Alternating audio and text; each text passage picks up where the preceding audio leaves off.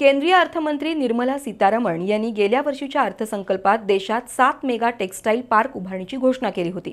देशाच्या अर्थव्यवस्थेत महाराष्ट्राचा सिंहाचा वाटा आहे। एकूण वस्त्रोद्योगाच्या 50% उद्योग महाराष्ट्रात आहेत। त्यामुळे महाराष्ट्रात एक तरी टेक्सटाईल पार्क उभारावा अशी मागणी खासदार धैर्यशील माने यांनी संसदेत केली। अर्थसंकल्पीय अधिवेशनात खासदार माने यांनी त्याकडे लक्ष वेधलं। शिवाय जीएसटी, शेतकऱ्यांचे प्रश्न, महागाई, बेरोजगारी या विषयांवरही त्यांनी अभ्यासपूर्ण मांडणी केली।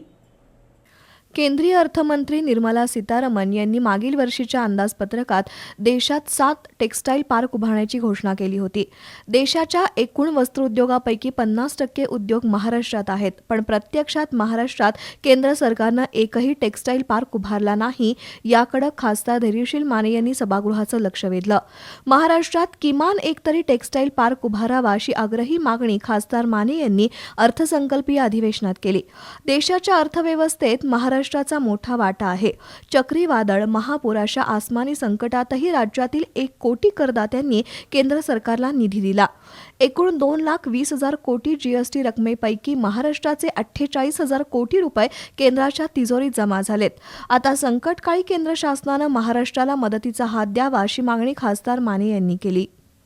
टेक्सटाइल पॉलिसी बनाते वक्त ये देश में घोषणा हुई थी कि टेक्सटाइल के लिए नए हब्स बना दिए जाएंगे। 7 मेगा टेक्सटाइल पार्क्स की घोषणा की गई। महाराष्ट्र एक ऐसा राज्य है कि जिसमें से टेक्सटाइल का उत्पाद सबसे बड़ा जिस देश में आता रहता है, लेकिन एक भी टेक्सटाइल पार्क पिछले बजट में से महाराष्ट्र को अलॉट नहीं हुआ। मैं मांग करना चाहता हूं केंद्र शासन से कि ये योजना महाराष्ट्र में भी आप यहां लागू कीजिए।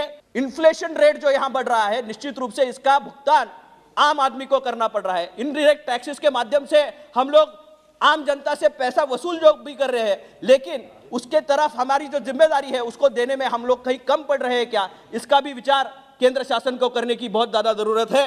कोरोना काळात शेतकऱ्यांनीच देशाची अर्थव्यवस्था सांभाळली होती, परंतु अर्थसंकल्पात शेतकऱ्यांकडे दुर्लक्ष झालंय।